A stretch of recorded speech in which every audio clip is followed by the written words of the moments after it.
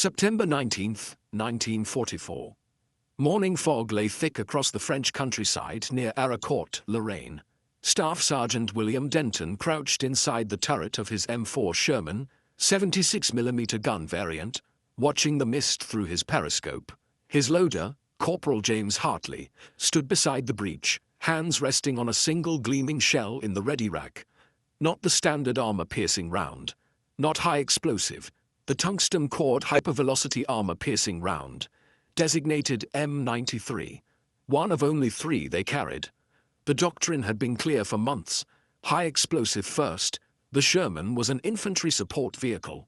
Its primary mission remained destroying fortifications, suppressing enemy positions, engaging soft targets. Armor-piercing rounds stayed deeper in the stowage bins, retrieved only when enemy tanks appeared. That morning, Hartley had loaded the HVAP round first, against orders, against doctrine, against everything they had been taught. In the pre-dawn darkness, before the company moved out from their assembly area near Besange-la-Petite, Hartley had asked the question that had been troubling him for weeks. "Sarge, if we run into Panthers, and we load HE first like the manual says, how long do I have before that Panther puts a round through our front plate?" Denton had not answered immediately. The mathematics were simple and brutal. A Panther could penetrate the Sherman's frontal armor from 2,000 meters. The Sherman's standard 76mm armor-piercing round could not penetrate the Panther's glacis plate at any range. Even against the turret mantlet, effective range was 100 meters or less, 100 meters, point-blank distance where a single German shot would end them all. "Load the HVAP first," Denton had said quietly. "If command asks, I gave the order." Now, as the fog began to lift, revealing the open agricultural land around Arracourt, that decision carried weight beyond a single crew, a single tank. Across Third Army's front, in every 76mm Sherman that had received the scarce tungsten rounds, loaders faced the same calculation: follow doctrine designed for a different war, or adapt to the reality of German heavy armor. The radio crackled. German tank movement reported east of Moncourt. Strength unknown. The 37th Tank Battalion, Combat Command A, 4th Armored Division, moved forward into the thinning fog. Denton's Sherman was not alone. His platoon comprised 5 tanks. The battalion fielded 3 companies. Behind them stood the combined weight of Patton's Third Army. Fuel-starved but determined, pushing toward the German border. If you are enjoying this deep dive into the story, hit the subscribe button and let us know in the comments from where in the world you are watching from today. But ahead, in the mist, lay something else: 5th Panzer Army. 2 Panzer brigades, fresh from refitting, equipped primarily with Panther tanks, whose long 75mm guns and sloped armor represented the most formidable opponent American tankers had yet faced in significant numbers. The Germans possessed local superiority: more tanks, better tanks, the technological advantage that should have guaranteed victory. The fog lifted further. Through the periscope, Denton saw movement, dark shapes materializing from the gray morning. Low silhouettes, the distinctive profile of the Panther's sloped glacis plate. His gunner, Corporal Vincent Mills, had already identified the target. Panther, 11 o'clock, range estimated 1,000 meters. 1,000 meters, beyond the effective range of standard ammunition. Within the lethal range of the Panther's gun, Hartley's hand rested on the HVAP round in the breech. The first round loaded, the round that could penetrate the Panther's turret mantlet at this distance. The round they had been told to save, to preserve, to use only after exhausting standard ammunition. The decision to load HVAP first represented more than tactical adaptation. It embodied a complete reversal of American tank doctrine, made not by generals or ordnance departments, but by crews who understood that following the manual meant dying in the first exchange, what the Army would later recognize as a strategic necessity. These men had already determined through the brutal arithmetic of survival. The development of American tank doctrine in 1944 reflected assumptions formed during earlier campaigns. In North Africa, from 1942 through 1943, The M4 Sherman, with its 75mm gun, had proven adequate against German armor. The Panzer III and early Panzer IV variants could be engaged effectively at normal combat ranges. The Sherman's reliability, mechanical endurance, and high explosive capability made it an effective combined arms platform. Army Ground Forces Doctrine emphasized this multi-role capability. Tanks supported infantry, exploited breakthroughs, provided mobile firepower. Tank destroyers, with their more powerful guns, handled enemy armor. This division of labor appeared sound. General Leslie McNair, commanding Army Ground Forces until 1944, had institutionalized the concept. Tank destroyers existed specifically to destroy tanks. Medium tanks like the Sherman operated in a different role. When the 76mm gun entered production in January 1944, it represented an incremental improvement, not a doctrinal revolution. The gun offered better armor penetration than the 75mm, but ordnance testing emphasized its limitations. The high explosive round contained less filler than the 75mm shell. The muzzle blast obscured the gunner's view. Initial batches lacked muzzle brakes, compounding the problem. More significantly, Doctrine dictated ammunition loading priorities that reflected the Sherman's primary mission. Technical, Manual 9-1731B, published in 1943, specified ammunition handling procedures. High explosive rounds occupied the ready rack, immediately accessible to the loader. Armor-piercing rounds stayed in the hull storage bins.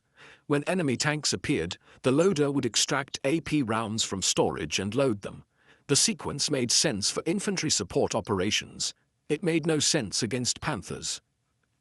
The Panther tank, designated Panzerkampfwagen V, entered German service in mid-1943.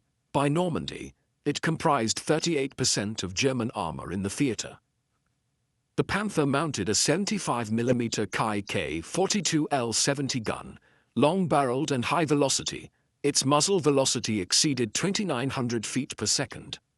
The gun could penetrate the Sherman's frontal armor from ranges beyond 2,000 meters. The Panther's own armor, particularly the glacis plate, sloped at 55 degrees with 80mm thickness, provided effective protection equivalent to 140mm of vertical armor. The Sherman's standard 76mm armor-piercing round, designated M62, could not penetrate this glacis at any range. American tank crews discovered this reality during the Normandy campaign. On July 2, 1944, General Eisenhower relayed urgent complaints to the Ordnance Department. The 76mm gun, promised as adequate against all German armor, could not defeat Panthers frontally. A board convened on July 12 to examine available weapons. The findings were sobering. No American tank gun in production could reliably penetrate the Panther's frontal armor. Side and rear shots offered the only practical engagement geometry. This meant flanking maneuvers, close approaches, accepting casualties to achieve firing positions where American guns could be effective. The development of hypervelocity armor-piercing ammunition began as a response to this crisis. The T4 round, later standardized as M93, incorporated a tungsten carbide penetrator surrounded by an aluminum body and ballistic windshield. The lightweight sabot increased muzzle velocity to 3,400 feet per second. This velocity translated to dramatically improved penetration. Against the Panther's turret mantlet, HVAP could achieve penetration at ranges between 800 and 1,000 yards, versus 100 yards for standard ammunition. Against the Tiger's frontal armor, HVAP offered capability where standard rounds failed completely. But tungsten production faced severe constraints. Strategic materials allocation prioritized other weapons systems. The first HVAP rounds reached France in August 1944, air-delivered to ensure rapid deployment. Total production remained limited to approximately 18,000 rounds. Priority allocation went to tank destroyer units. Sherman tank battalions received minimal quantities. Most tanks carried between 3 and 5 HVAP rounds. Some units received none. This scarcity created a psychological and tactical problem. Crews possessed a weapon that could defeat German heavy armor at reasonable combat ranges. but only for a handful of shots. Doctrine, written before HVAP existed, provided no guidance on employment.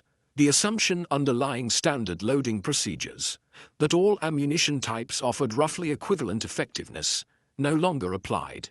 Yet official doctrine remained unchanged. Load high explosive first, engage infantry and fortifications, switch to armor-piercing when enemy tanks appear. The intellectual framework supporting this doctrine rested on reasonable foundations. American military planning emphasized combined arms coordination. Infantry, armor, artillery, and air power operated in integrated fashion.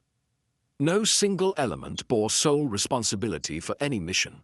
When enemy tanks appeared, the doctrinal response involved multiple assets. Tank destroyers, equipped with more powerful guns and deployed specifically for anti-armor missions, engaged heavy targets. Artillery provided suppressive fire. Air support, increasingly dominant by late 1944, interdicted enemy movements. Medium tanks like the Sherman continued their primary mission of infantry support and exploitation. This framework had proven effective in North Africa and Italy. German armor in those theaters, while tactically proficient, appeared in limited numbers. Panzer III and Panzer IV variants, though formidable, could be engaged by Sherman guns at reasonable ranges. The Tiger I, though nearly invulnerable frontally, appeared rarely enough that specialized anti-tank weapons could be positioned to handle specific threats. The system worked because the battlefield conditions matched doctrinal assumptions. France in 1944 presented different conditions. The Panther was not a specialized heavy tank deployed in small numbers. It was the German medium tank, produced in quantities that made it the most common armored opponent American forces faced. By September 19, when 5th Panzer Army counterattacked at Arracourt, Panthers comprised the majority of German tank strength in the sector. The doctrinal response, relying on tank destroyers and combined arms, assumed that American medium tanks would not face enemy armor alone. But combat was not orderly. Engagements developed rapidly, often before supporting assets could be coordinated. The loading sequence specified in technical manuals reflected peacetime logic. High explosive, first ensured tanks could immediately engage their most common targets. Infantry positions, buildings, obstacles. Switching ammunition types required seconds, manageable in fluid situations where threats evolved gradually. But against Panthers at long range, those seconds meant death.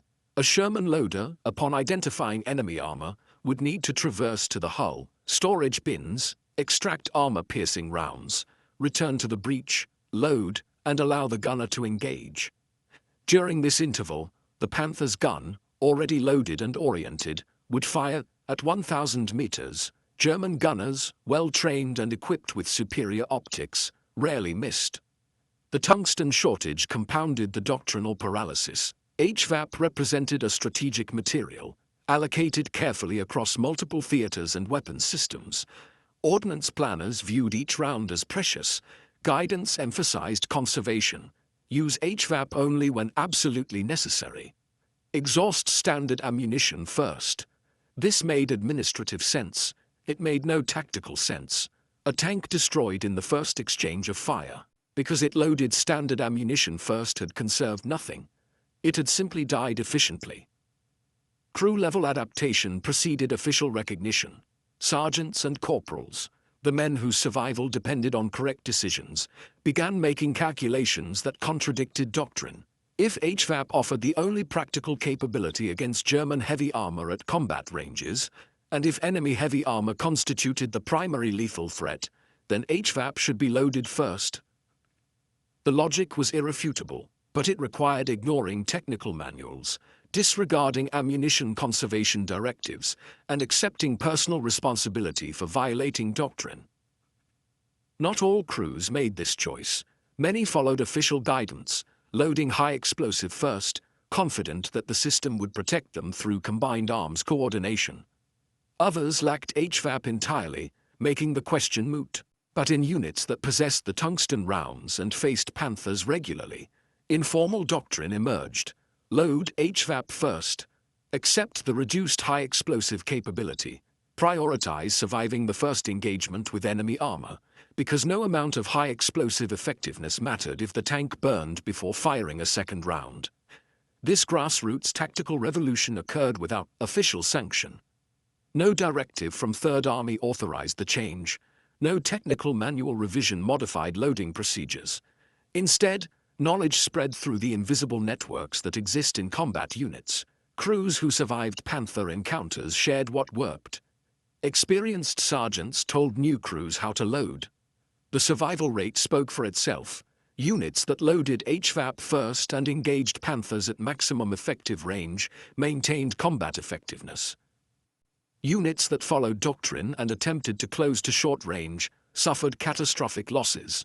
The stage was set at Arracourt for this unofficial doctrine to prove itself against the largest German armored counterattack since Normandy. The fog was lifting. The Panthers were approaching, and in turrets across Combat Command A, loaders stood with tungsten-cored rounds already chambered, waiting to discover whether their unauthorized adaptation would validate itself through survival or condemn them for violating orders. The mathematics of armor penetration would provide the answer, written in burning steel across the fields of Lorraine. The M93 HVAP round measured precisely the same external dimensions as standard 76mm ammunition. The cartridge case, the overall length, the handling characteristics appeared identical to the loader. But internally, the round represented a fundamental departure from conventional armor-piercing design. The penetrator core consisted of tungsten carbide, a material with density nearly twice that of steel. This core measured only 19 mm in diameter, substantially smaller than the 76mm bore. An aluminum jacket surrounded the tungsten, bringing the projectile to full bore diameter. A ballistic windshield capped the assembly, designed to separate after leaving the muzzle. The physics of penetration favored this configuration. Kinetic energy, the determinant of armor penetration, equals 1/2 mass times velocity squared. Velocity contributes exponentially. By reducing projectile weight through the aluminum jacket while maintaining propellant charge, muzzle velocity increased from 2,600 feet per second with standard ammunition to 3,400 feet per second with HVAP. This 800 foot per second increase translated to 63% more kinetic energy at the muzzle. At 1,000 yards, where velocity degraded substantially for both projectile types, HVAP retained approximately 40% more energy than standard rounds. Testing at Aberdeen Proving Ground in Maryland during summer 1944 had established penetration values. Against homogeneous armor plate at 30 degrees obliquity, standard M62 armor-piercing rounds penetrated 4.3 inches at 1,000 yards. HVAP penetrated 7 inches at the same range and angle. This difference determined survivability. The Panther's turret mantlet, though curved and complex in geometry, averaged approximately 4.5 inches effective thickness at the gun mounting. Standard ammunition achieved marginal penetration at 100 yards. HVAP achieved reliable penetration beyond 1,000 yards. But tungsten carbide production capacity in the United States faced limitations that cascaded from strategic decisions made years earlier. The primary tungsten source was China, specifically the Hunan province mines. Japanese occupation of coastal China in 1937 through 1941 had disrupted supply chains. By 1944, tungsten imports arrived primarily through Burma and India, transported over the Himalayas by air. This supply line, though functional, could not meet demand. Domestic tungsten production from Colorado and Nevada mines supplied only 30% of wartime requirements. The remainder came from stockpiles accumulated before the war and from recovered material through recycling programs. Tungsten allocation involved competing priorities. Armor-piercing ammunition represented one demand. High-speed tool steel for manufacturing required tungsten. Electrical contacts needed it. Artillery shell production consumed quantities. The War Production Board, established in January 1942, adjudicated these competing claims. Tank ammunition received lower priority than bomber offensive armament and naval applications. The decision reflected strategic emphasis. Army Air Force's heavy bomber campaign against Germany consumed resources preferentially. Naval operations in the Pacific demanded specialized ammunition. For Sherman tank crews, these strategic calculations manifested as 3 to 5 HVAP rounds per tank.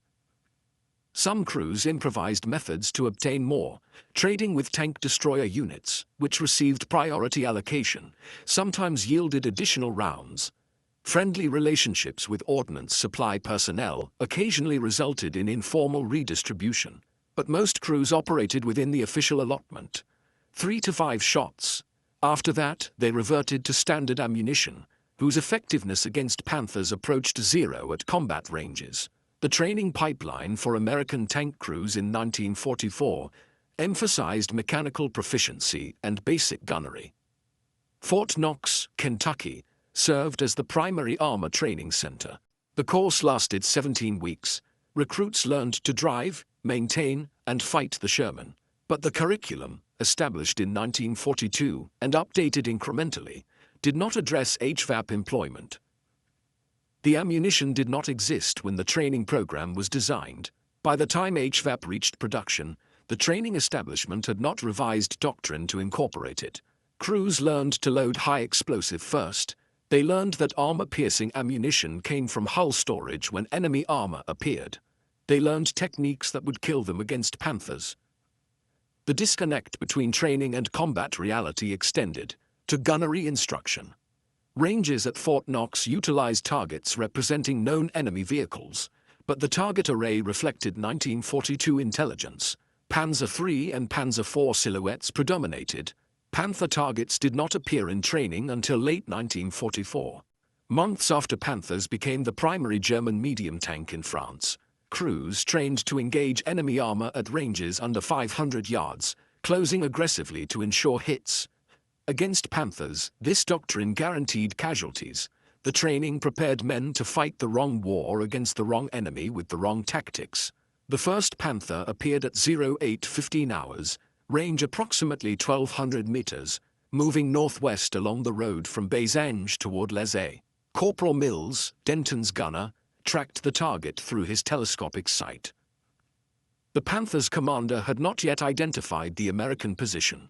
4th Armored Division tanks occupied hull-down positions along a low ridge, partially concealed by morning fog remnants. The German tank moved with confidence characteristic of crews who believed themselves invulnerable to enemy fire at this range. Mills centered the reticle on the Panther's turret. The range exceeded doctrinal engagement distance by more than 700 yards. Standard procedure called for allowing the enemy to close, ensuring hits with standard ammunition, but Hartley had already loaded the HVAP round. Denton made the calculation instantly. At 1,200 meters, the Panther could fire effectively. His own tank could fire effectively only with HVAP. The geometry permitted no other choice. Fire when ready, he ordered.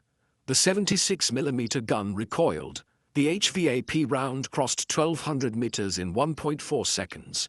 It struck the Panther's mantlet slightly left of center. The tungsten penetrator, traveling at 2,900 feet per second at impact, defeated the armor and detonated the propellant charges, stored behind the gun breech. The Panther's turret erupted in flame. Secondary explosions followed as main gun ammunition cooked off. The entire engagement, from target identification to catastrophic kill, consumed 18 seconds. Similar engagements developed across Combat Command A's front within minutes.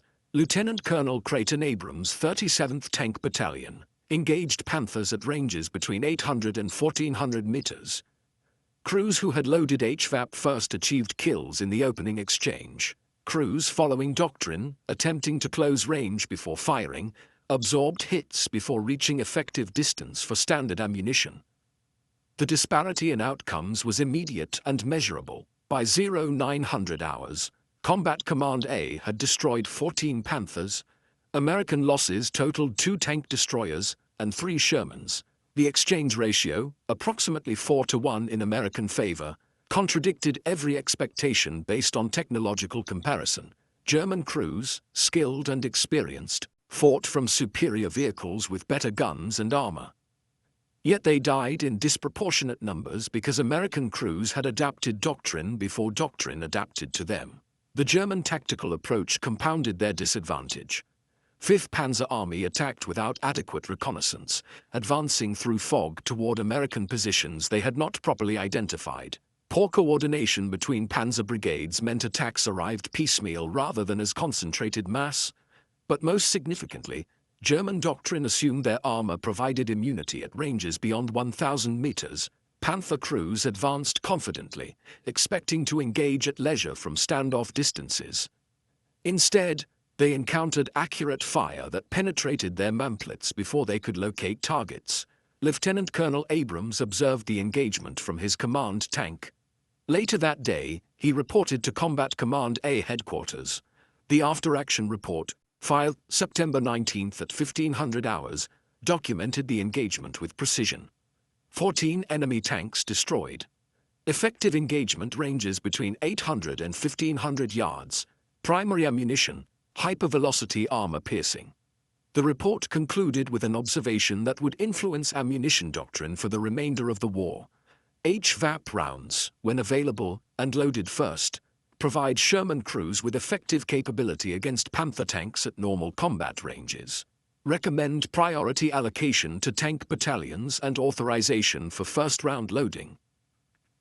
If you find this story engaging, please take a moment to subscribe and enable notifications.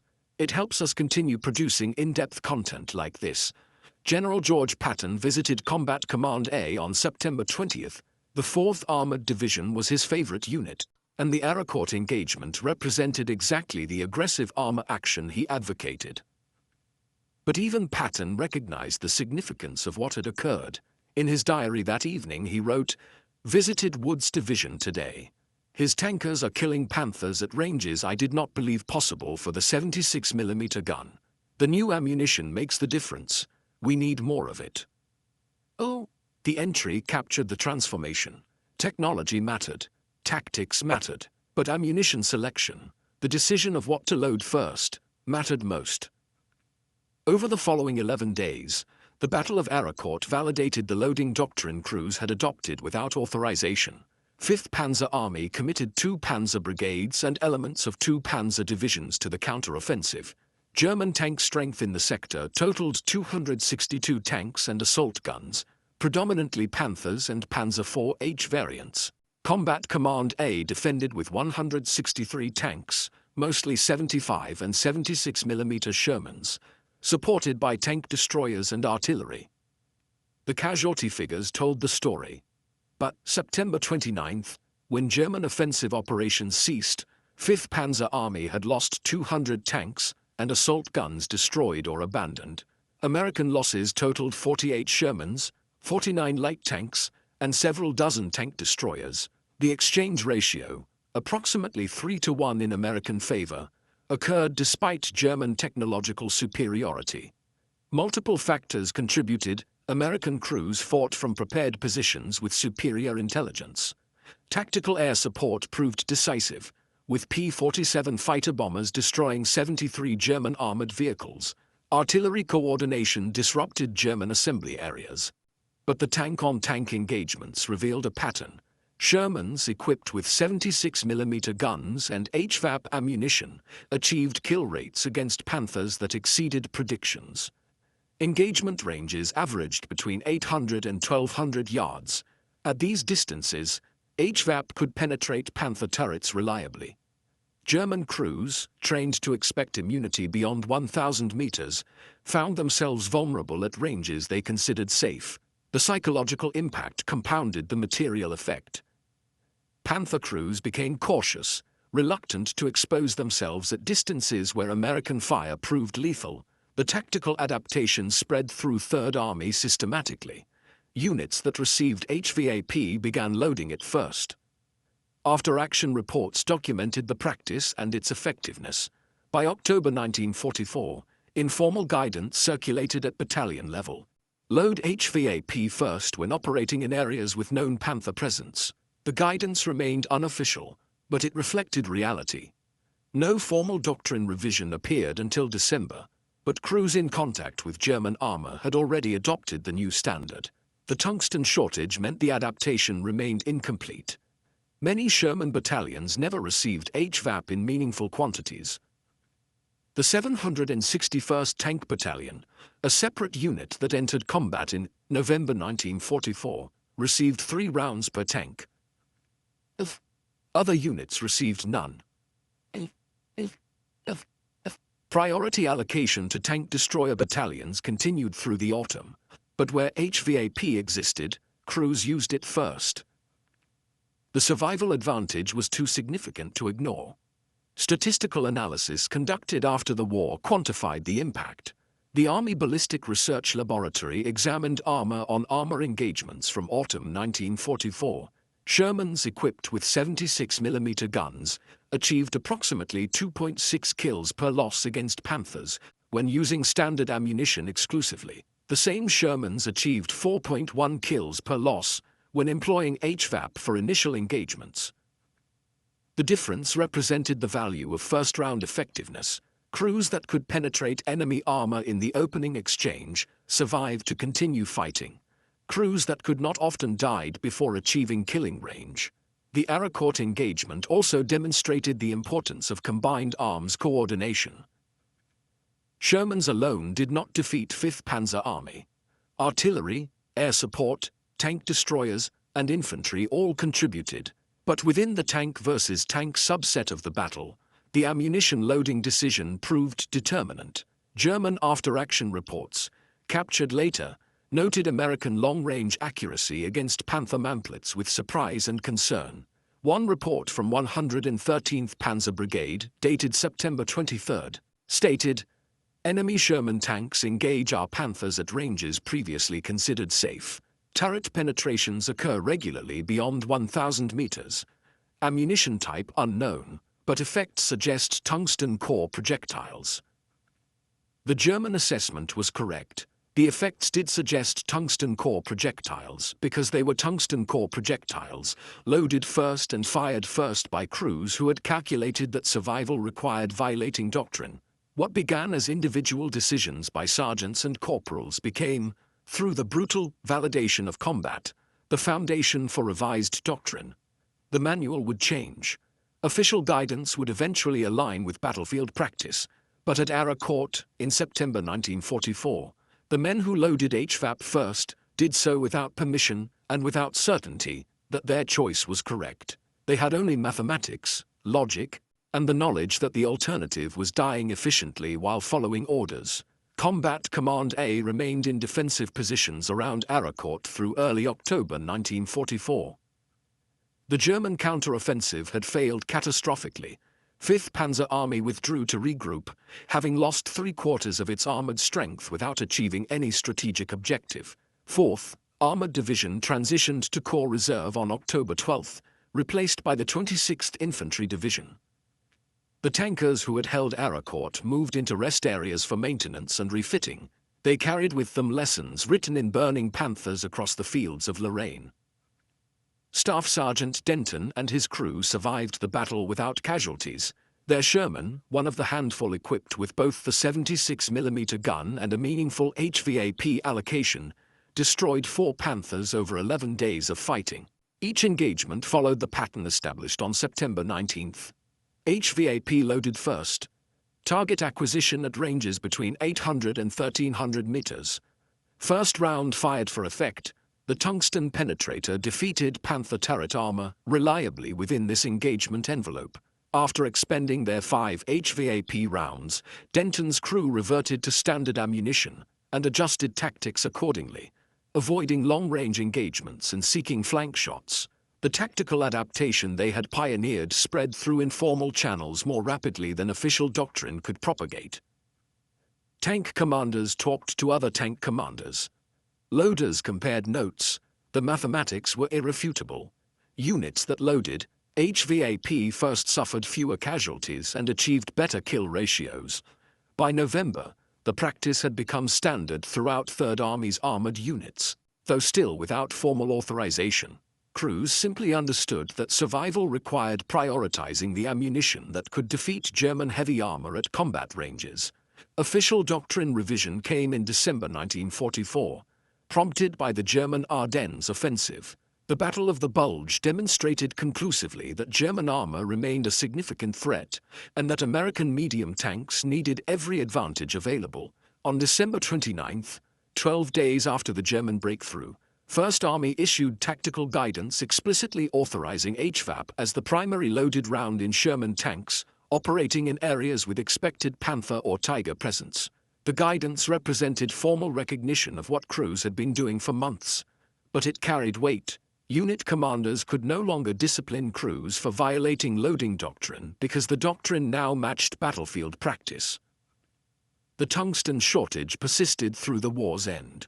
Total HVAP production for the 76mm gun reached approximately 24,000 rounds by May 1945. This quantity equipped the entire 9th Army with roughly 5 rounds per tank. Other armies received less. The scarcity meant that even with revised doctrine, many crews fought without HVAP or with allocations too small to provide meaningful capability. The adaptation that Denton and others pioneered remained relevant only for those fortunate enough to receive the ammunition. For Corporal Hartley, the loader who had first placed HVAP in the breach against doctrine, the validation came without recognition or commendation. No medal citation mentioned his decision. No official report credited him with tactical innovation. He had simply done what seemed necessary to survive, and he had survived. In February 1945, 4th Armored Division participated in the drive across the Rhine. Hartley loaded HVAP first in every engagement with German armor. By then, it was doctrine. No one questioned the practice. The revolution had been absorbed into routine. Third Army's after-action analysis, compiled in spring 1945, dedicated 2 paragraphs to ammunition employment in armored engagements. The analysis noted that crews employing HVAP as first-loaded ammunition achieved superior results against German heavy armor compared to crews following pre-war loading doctrine. The conclusion recommended continued priority for HVAP production and distribution to tank battalions. The recommendation was bureaucratic, measured, unremarkable. It mentioned no names. It described the outcome without acknowledging the unauthorized decisions that had produced it. The truth had proven itself through blood and burning steel. The recognition came as a footnote in a logistics report. Part 8. The broader implications. 600 words. The transformation of ammunition loading doctrine at Arracourt represented a microcosm of adaptation throughout the American military in Europe during 1944 and 1945. The pattern repeated across domains. Official doctrine, developed before contact with improved German equipment, proved inadequate. Combat units adapted informally. Individual leaders made decisions that contradicted training and regulation. Survival validated these decisions. Eventually, formal doctrine caught up with battlefield reality, but the interval between informal adaptation and official recognition cost lives. The broader historical significance of Arracourt and similar engagements emerged only in retrospect. The American military's ability to adapt doctrine rapidly, to incorporate lessons from combat without rigid adherence to pre-war theory, contributed substantially to victory in Europe. Other factors mattered more. Industrial production overwhelmed German manufacturing capacity. Strategic bombing degraded German infrastructure. Soviet offensives in the east consumed the majority of Wehrmacht strength, but at the tactical level, where individual crews faced individual Panthers across French fields, the willingness to trust experience over doctrine made survival possible. The HVAP ammunition that enabled this adaptation never received the recognition accorded to other weapons systems. No propaganda films celebrated the tungsten-cored penetrator. No patriotic posters showed loaders handling the distinctive rounds. The scarcity meant most tankers never fired HVAP. Those who did often exhausted their allocation in the first engagement. The ammunition was simply too rare to become iconic.